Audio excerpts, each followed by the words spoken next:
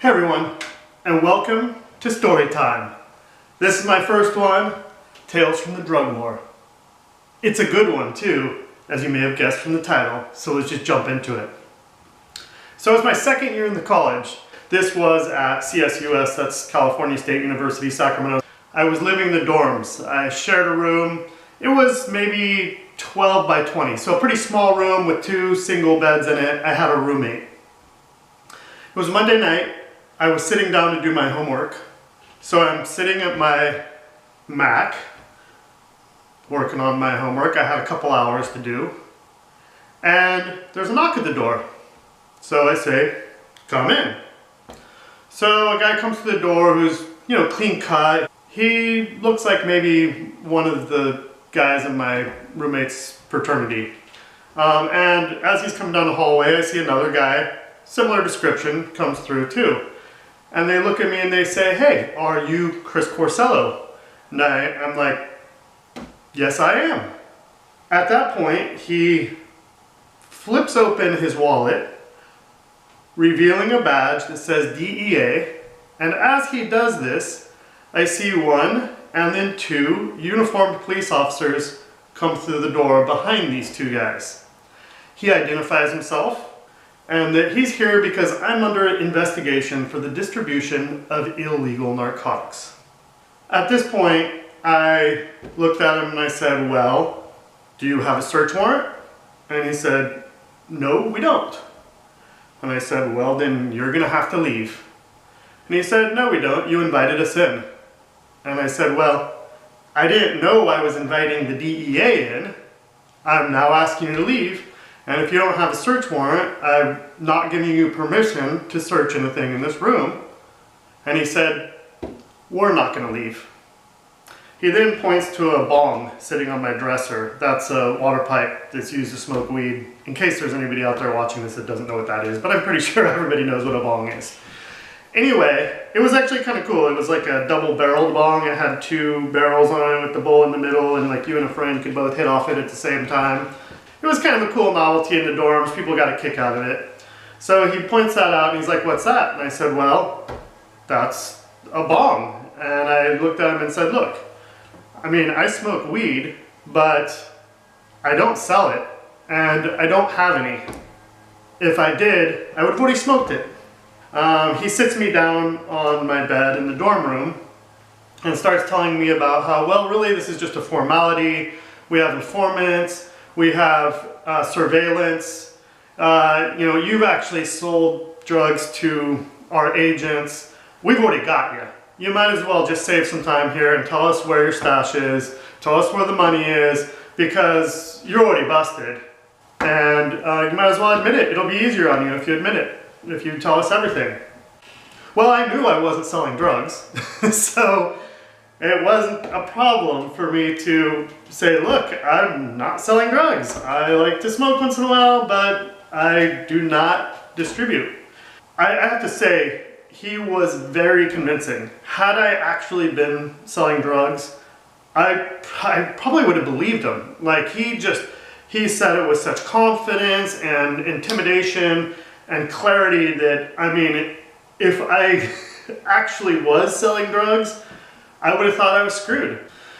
He did that for nearly 2 hours, just interrogating me while his partner searched thoroughly. Okay, so one of the officers started carrying out paraphernalia because I had this little pipe that I'd bought at the Renaissance Fair that looked like a wizard, and you hit off of the wizard's hat and stuff like that. And so apparently this drew some attention because I was told later that there were people in the dorm sitting down in the lobby watching the cop carry out my bong and stuff like that. And they're like, oh no!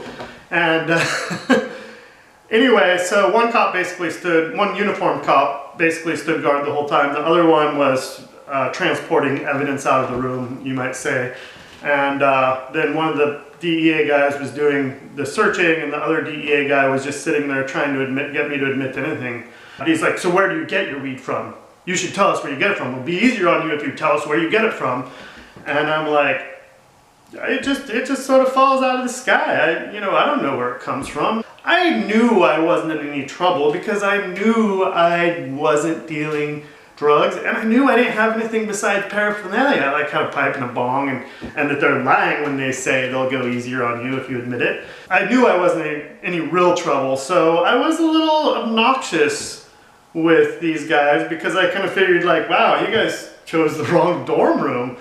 I'm like thinking like, wow, you guys could have gone to any dorm room. There were people selling mushrooms, better known as shrooms, LSD, better known as acid. There were lots of people selling weed. I mean, you could have like gone into any dorm room and found more than you were gonna find in mine. Just questioning me and telling me all this stuff, and you've sold weed to our agents, and you've sold other drugs, and we've got everything, and just really just non-stop. I mean, just going over and over the same things even. You know, stuff you already asked me, asking me again, asking me different ways. Meanwhile, the other agent, he's like pulling out my dirty socks from the laundry. He's pulling these things inside out, inspecting them. I'm kind of a smart ass. I was like, that smell good? You like going through my dirty socks?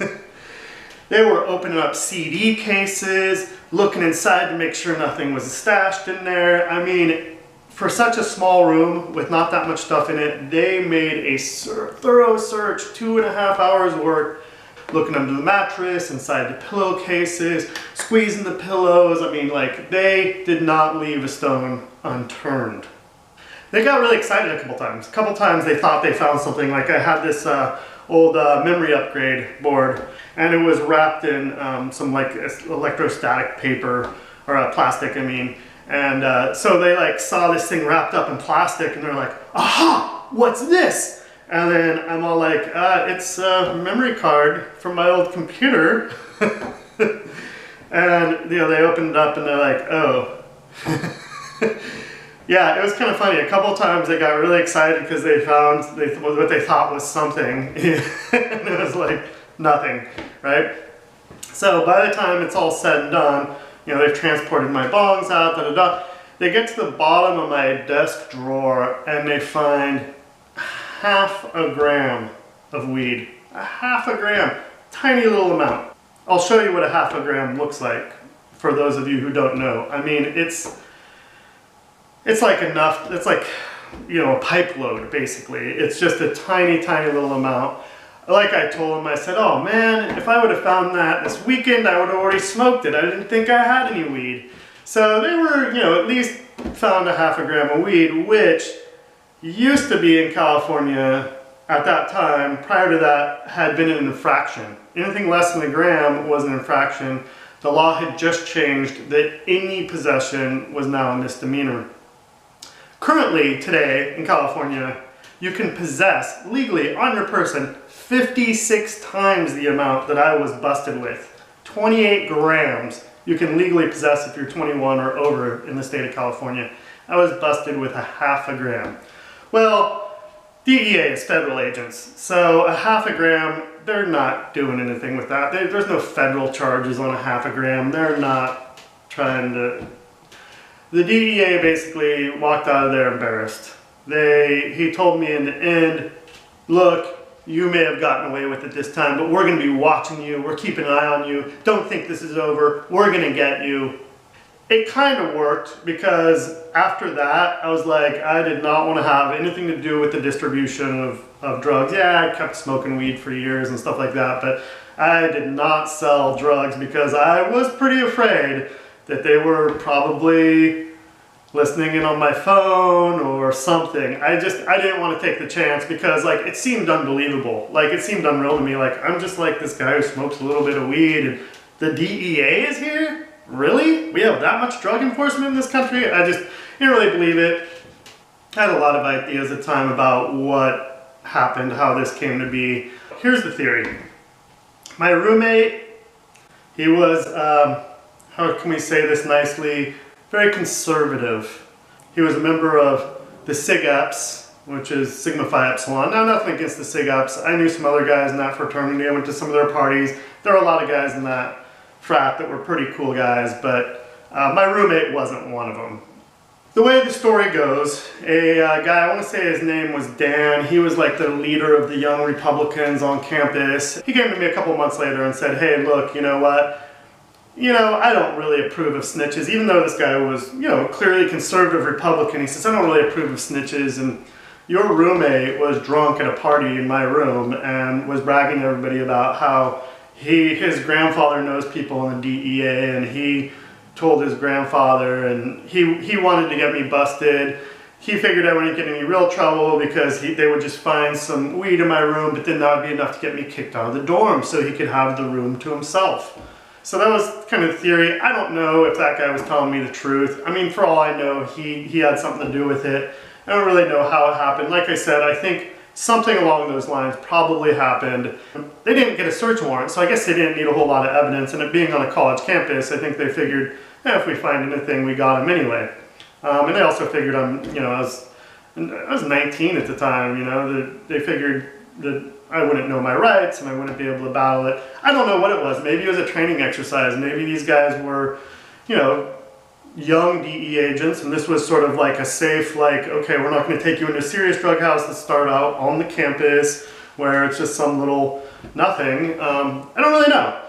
I did, at the end of the year, find a letter. So my roommate was a big slob, and in those days, phones had cords on them, right? And the phone was sitting on a pile of papers on his side of the room, and I went to answer the phone, and the phone fell off and revealed in the middle of this stack of papers a letter that was written to the residential advisor, the RA, the head RA, that was informing the head RA in the dorm about how there was this incident, gave our room number, gave my name, said that, the police had shown up and busted this guy in possession of marijuana, and encouraged the head resident advisor to kick me out of the dorms for violating this policy. Of course, nothing ever happened, but then the letter was signed a concerned student.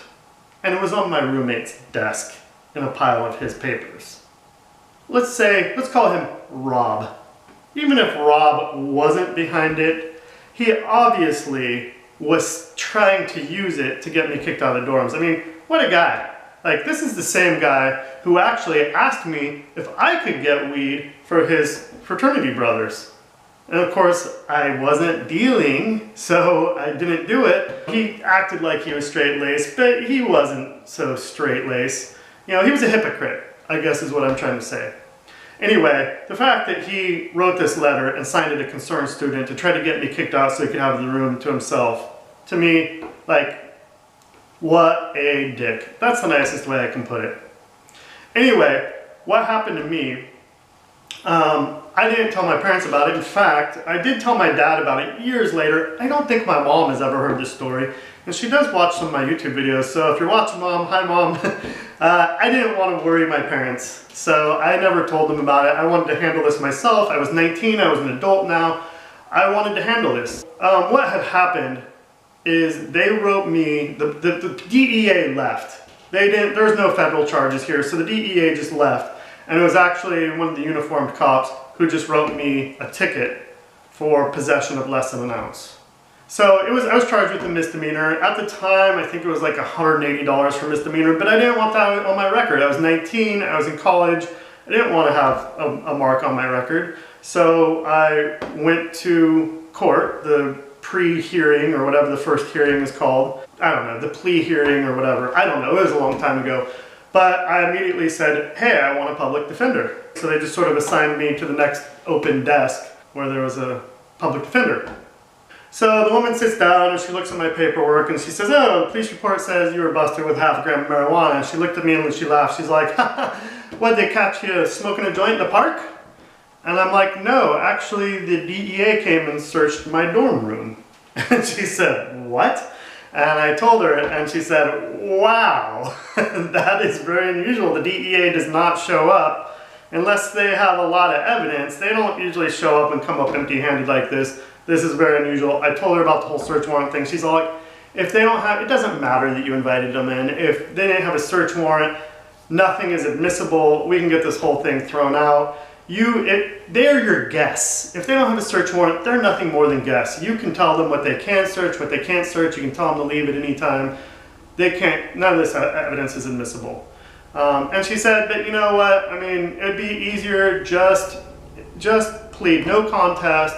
They're going to put you, this is your first offense, it's a small amount. What they're going to do is they're just going to suspend your case, which means they're not going to try it yet, they're not going to proceed with it. They're going to put you on informal drug probation, which means you'll have to go to like a one-day drug diversion, and then you'll have to mail in a card once a month that says that you have a job, where you work, and what your current address is.